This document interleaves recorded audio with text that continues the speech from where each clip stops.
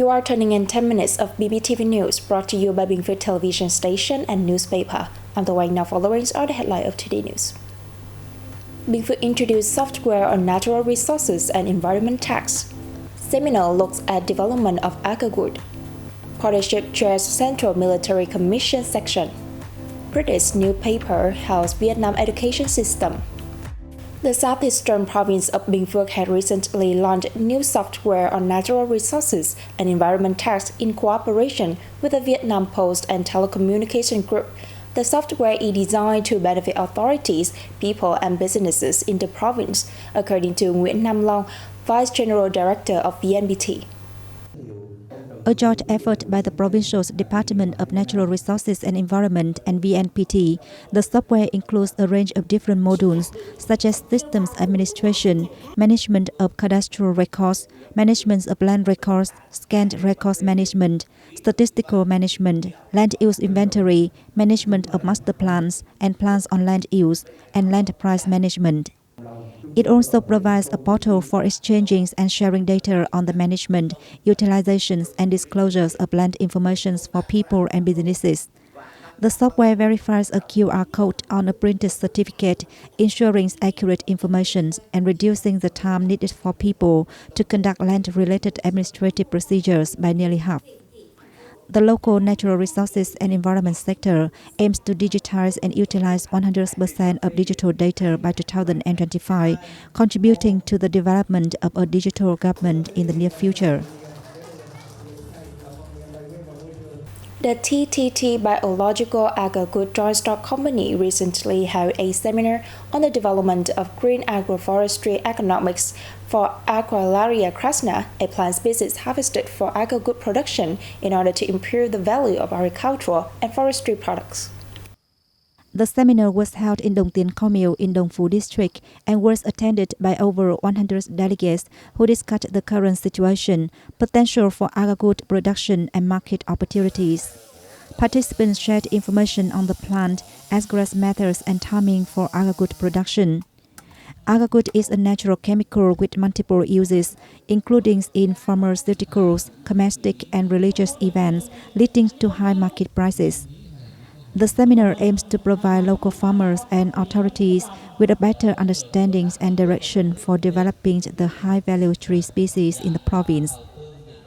Together with localities around Binh Phuoc province, communes and towns in Bù Đăng district are implementing a 90 days to install the VNEID electronic identification application and supporting people with installation. In many villages and neighborhoods, members of Project 6 teams visited each house to guide people on setting up electronic identities accounts. They also visited bus stops to guide people on the installation.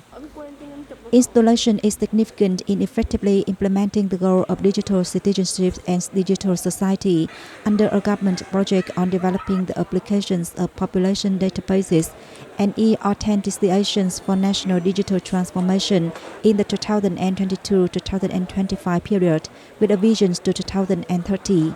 Bù Đăng district strives to complete 100% of the target during the implementation of the plan. Previously, the Provincial People's Committees issued a plan to deploy the 90 Days and Night campaign to collect and activate electronic identification accounts for eligible citizens in the province. The campaign is being implemented in two phases. Phase 1 is being implemented from June 20 to July 15, while Phase 2 runs from July 16 to September 20.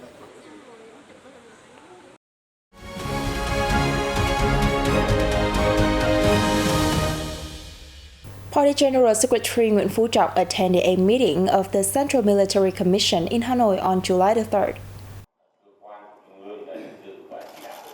The Commission's sixth session aimed to review the fulfillment of military and national defense tasks and party building in the first half of this year, and roll out tasks for the last 6 months.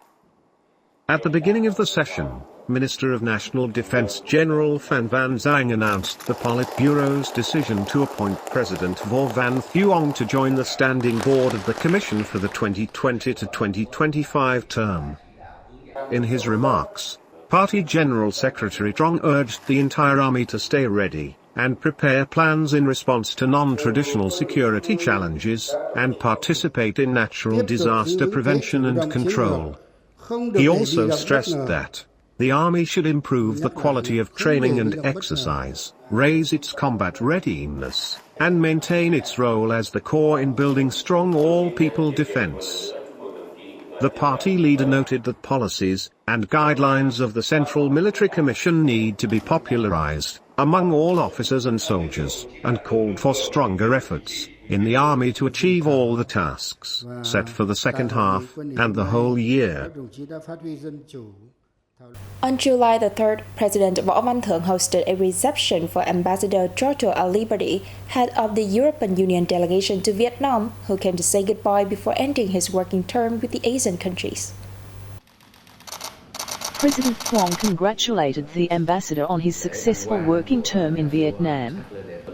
Phuoc said he looked forward to welcoming President of the European Council, Charles Michel, to Vietnam. Ambassador Aliberti reviewed the important milestones in the relationship between the EU and Vietnam in the past 4 years, notably the signing of a free trade agreement between the two sides. He also gave a positive assessment of Vietnam's efforts in fighting IUU fishing.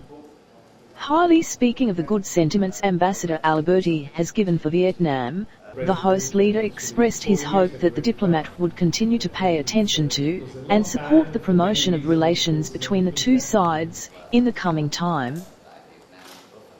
The Under-Secretary General of the United Nations and Executive Secretary of Economic and Social Commission for Asia and Pacific is on a visit to Vietnam. The following are the UN official activities. On the afternoon of July 3rd, Prime Minister Pham Minh Chinh received UN Under-Secretary General Armida Salcia Elysiovna. Prime Minister Chinh affirmed that Vietnam attaches great importance to the role of the UN in promoting multilateral cooperation, as well as the important contributions of SCAP to socio-economic development in the Asia-Pacific region. The UN official highly appreciated Vietnam's important achievements in socio-economic development and post-COVID-19 recovery, as well as Vietnam's positive contributions to the UN in general, and SCAP in particular.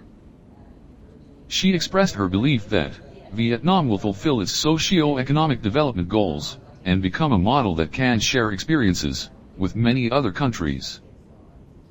At the meeting, the two sides also shared concerns about the negative impacts of ongoing global challenges.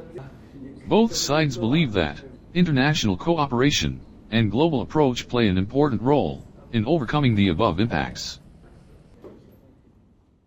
With this weekly newspaper, The Economist recently held Vietnamese education system, saying Vietnam understands the value of education and manages its teacher well.